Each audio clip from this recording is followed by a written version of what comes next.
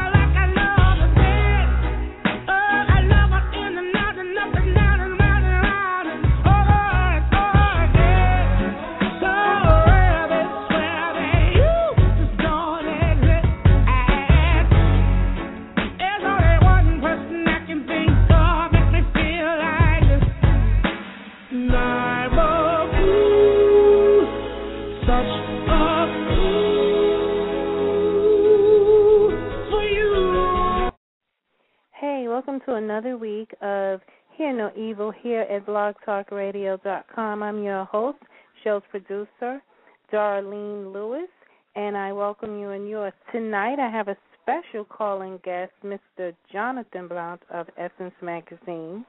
Now, can you imagine being one of a few African-American men to create a women's magazine that focuses on several aspects of African-American women during times when African-American beauty magazines were rare?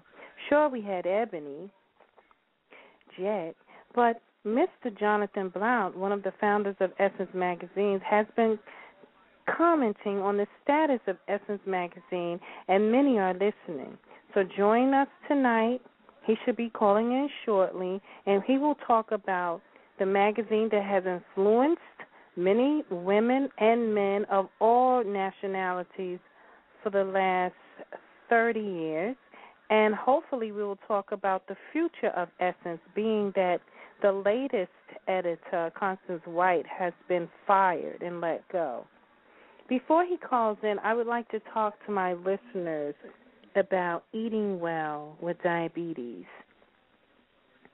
There are some tips for people with diabetes. You know, I was diagnosed with having diabetes in October, and I thought that my world was going to come to an end because I was not able to eat all of the starches that I love to eat simultaneously. Now, there are no absolutes about food when you are living with diabetes, and it certainly doesn't mean the end of a good eating. But the idea that you can never, ever eat foods such as peas, potatoes, sugar, corn, or a cake is an outdated misconception. People living with diabetes can still enjoy delicious foods while managing their disease and blood sugar. So, based upon some advice from the dietitian Constance Brown Riggs, she says you can eat what you want. There are no bad foods that must be eliminated from the diet forever. If blood sugar is under control, then you can work in sweets. However, it's important to keep the amount within your carbohydrate allowance. Remember that you can substitute sweets and desserts for starch, fruit, or milk. Sugar-free isn't always the best option. Because of concern about rising blood sugar levels, people with diabetes may be tempted to eat mostly sugar-free foods. Many sugar-free foods are sweetened with sugar alcohol, such as sorbitol and mannitol, but these can cause diarrhea and upset stomach. That means use in small quantities or not at all. Use a large fork and take big bites. The result, eating less. Maybe you could try these tactics. For me, I found that I've been monitoring my sugar, and I've been putting more vegetables on my plate. Matter of fact, my vegetable intake has increased since my diagnosis.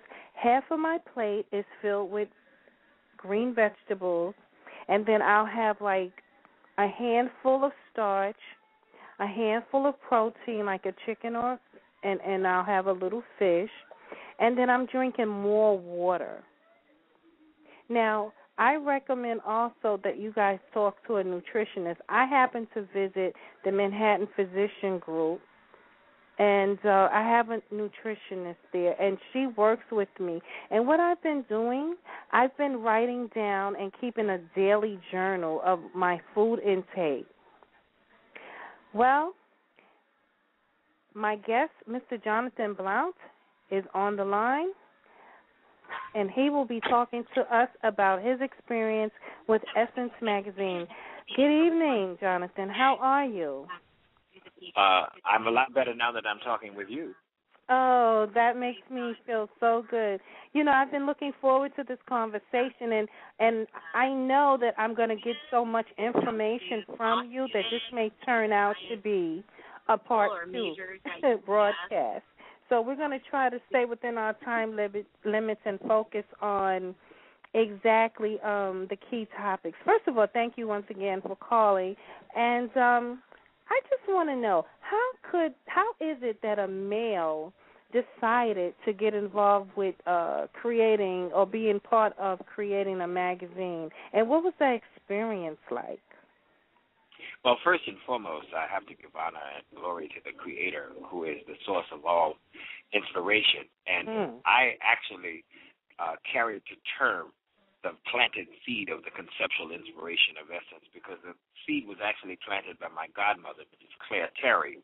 And I was one of the first African-American account executives in the Bell system in 1968, which was a result of the riots of '68, and white America realized that there were some deficiencies in Black America, because Black America was tearing down the country and burning it down, and they realized that they needed to do something to respond to that. So their response was to try to start giving Black some upward mobility, and one of the first ways that they did that was bringing us into corporate America and training us at executive levels. And I was one of the second account executives in the Bell system, and I was really going great guns. I was very, very successful.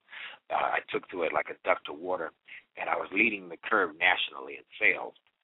And my 40 or so white counterparts became very, very jealous about that experience, and they started undermining me and making life very uncomfortable and very difficult. And so, at that time, I was about 22 years old, and I was earning over $40,000 a year, and this is 1968, and that was really quite remarkable at that time.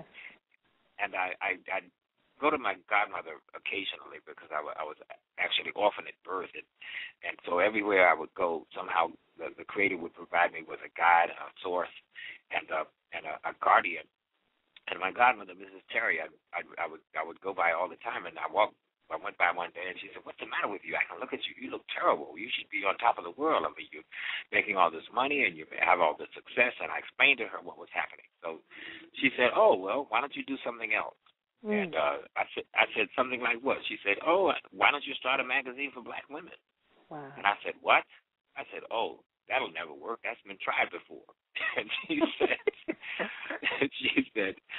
said, "Jonathan," she said, "these are different times." These are her exact words.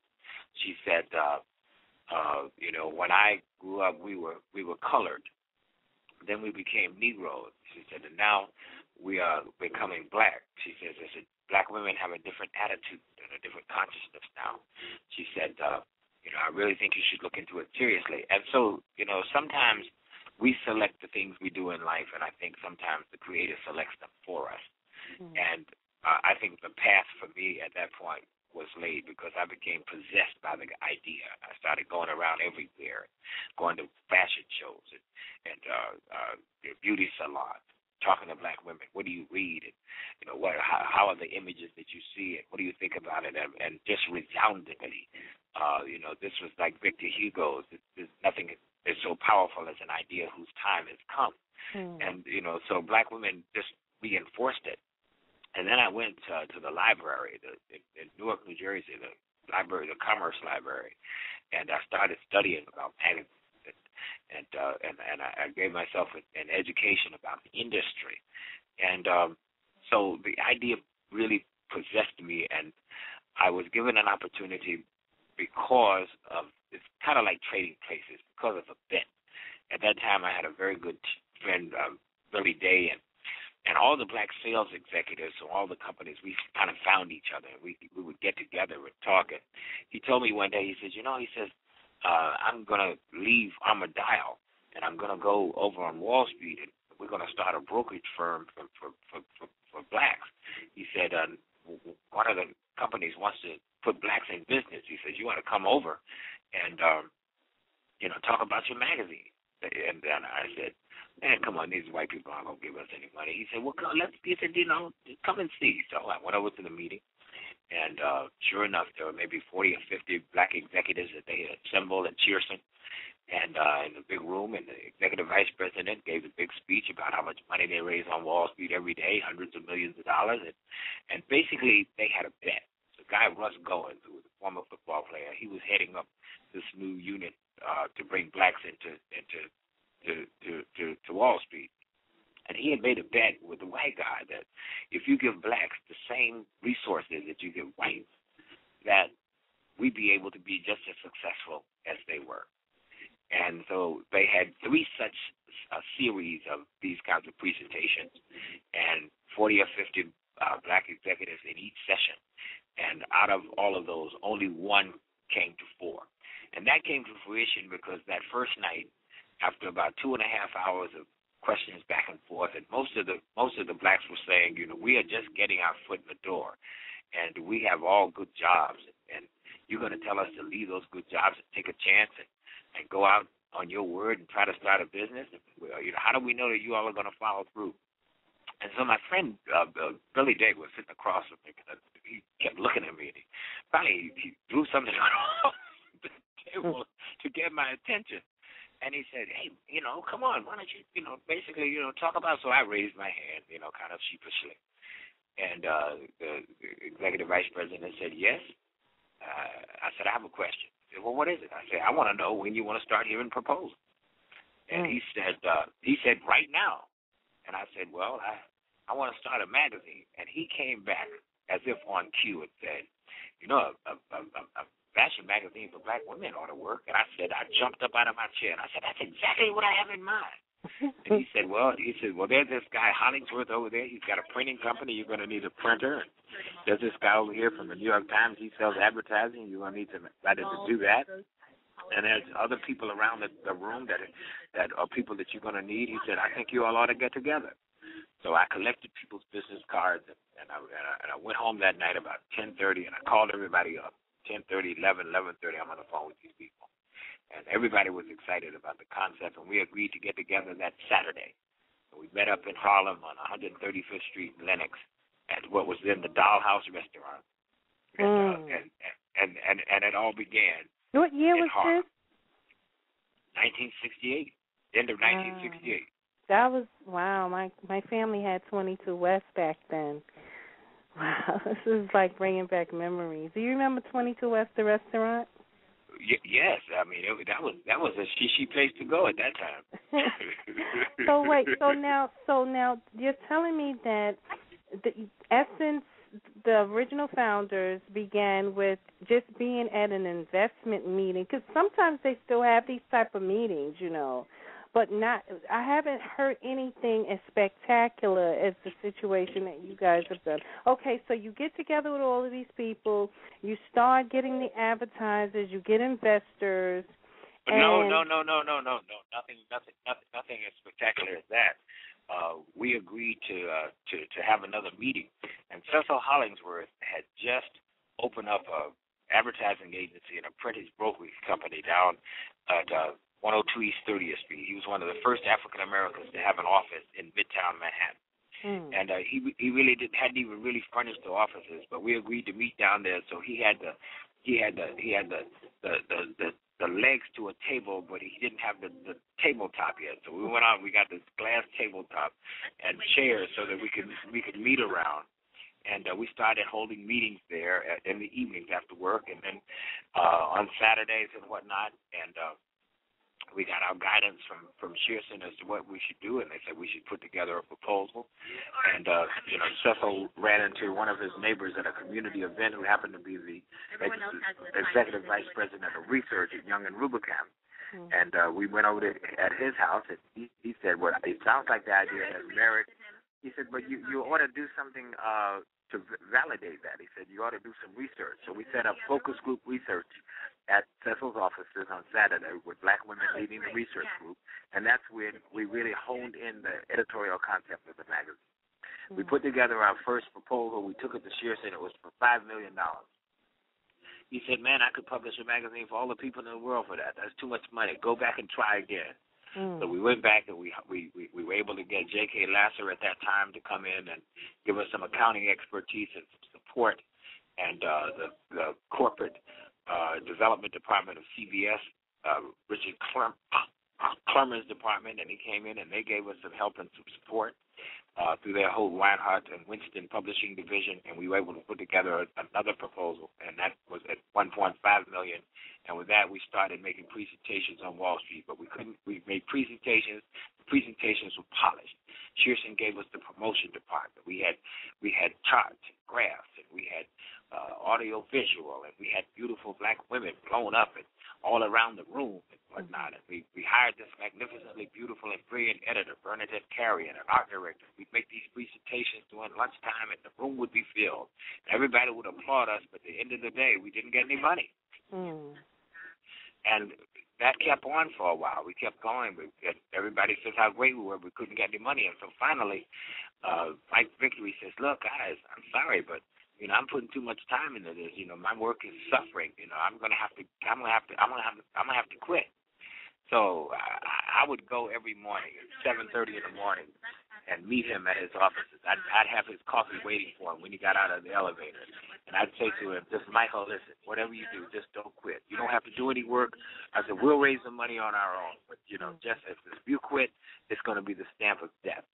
And so fortunately, he hung on with us, and I was able actually then to go out, and we were able to raise the money ourselves. And the first real money we raised came from Jackie Robinson. The baseball player? Yes, Jackie Robinson and Bill Hudgens put together a bank in Harlem called Freedom National Bank. Right. And we were getting off the subway one morning, and we ran into Bill Hudgens, the new bank president.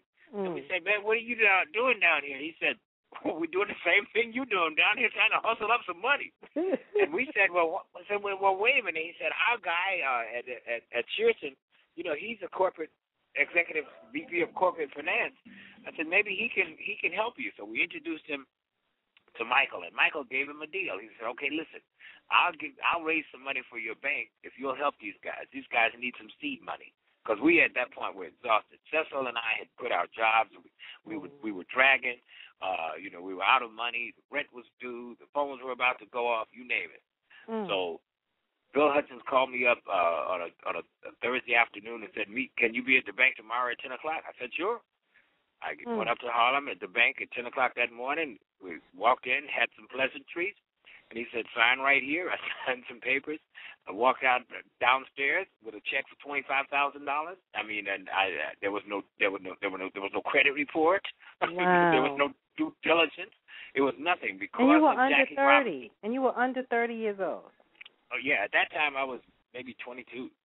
Wow. So I walked out, and I had been elected chairman and president of the company, basically by default. I mean, there were really 5 of us involved, and so there weren't that many votes. But I mean, I had been carrying the lion's share of the zeal and the zest for the project. I mean, I was basically the organizer. I was the real catalyst.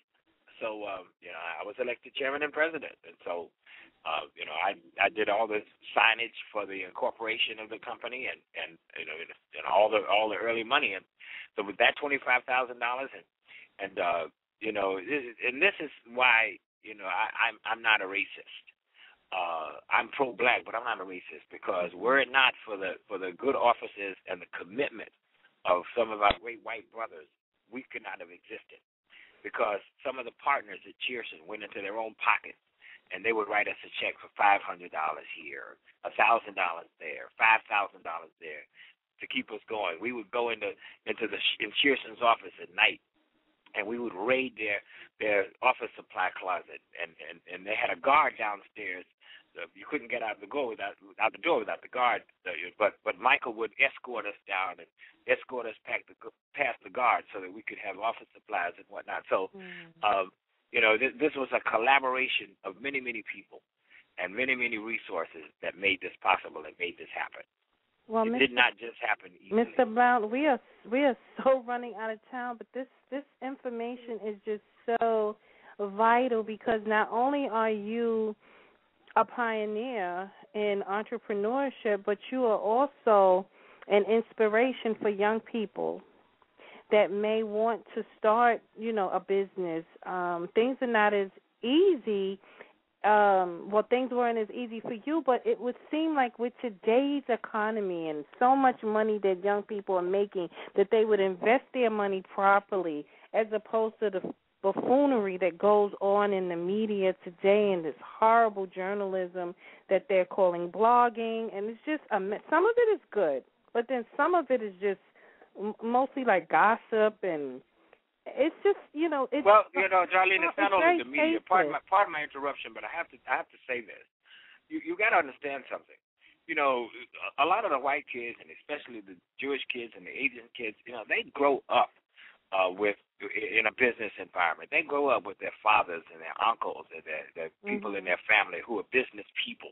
And so they hear business all of their lives. And, they grow up with something called financial literacy and intelligence. They're given the benefit of that information. We are not given that. And I think it's by design, because the two most important decisions that you ever have to make in your life are how to handle your money and how to handle, and navigate a relationship. And there are no courses in those. You don't get the benefit of that kind of information. So consequently, we're lacking in that scope. And some of us grew up with it, but not enough of us grew up with it. And those of us that did grow up with it have a hard time trying to involve individuals to utilize and network and take advantage of the social media and take advantage of the different people that we are connected to, because I find it, even being on Facebook, like, people don't understand the importance of networking. I mean, it's crazy. It's like having a blindfold on that's sheer.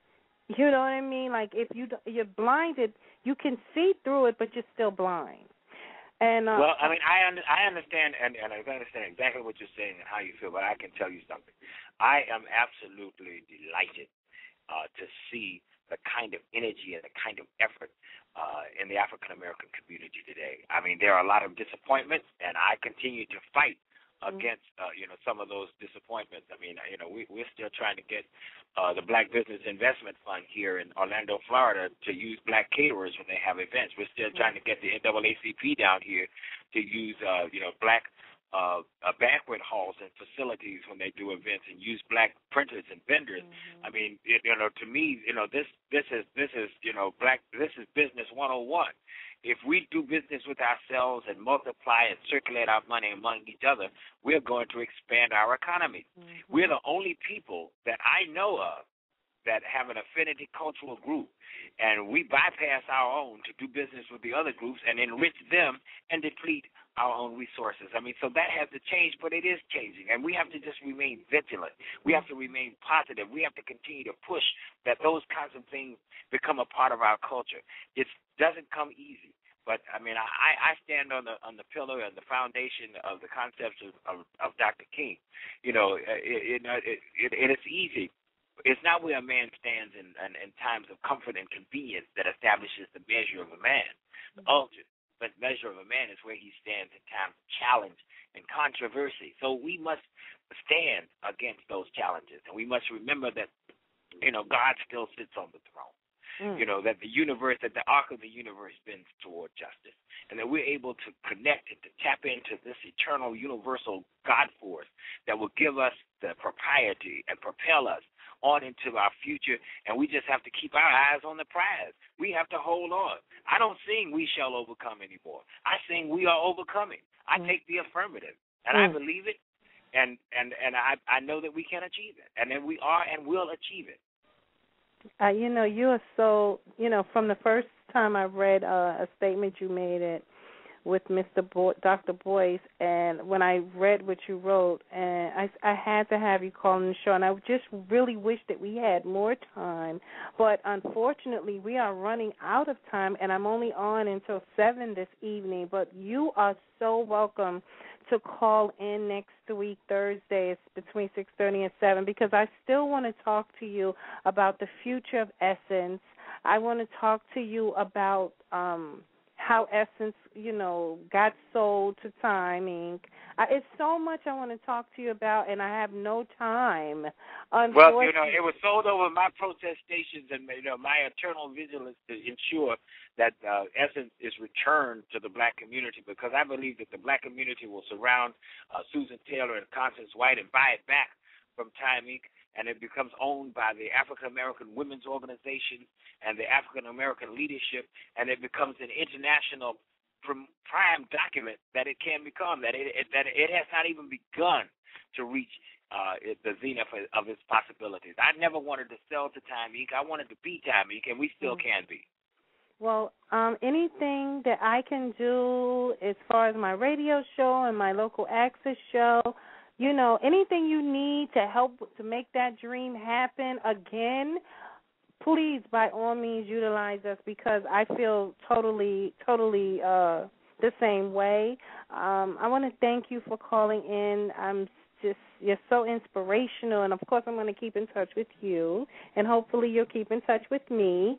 And please continue to support the show, and also keep me up to date as to what you're doing as you go along your merry life, because I know you have lived a lifetime plus, and you're still doing good things. And I'm so glad that you're one of the spokespeople that really, really comment on business and the importance of African American ownership, which it seems like a lot of people have walked away from.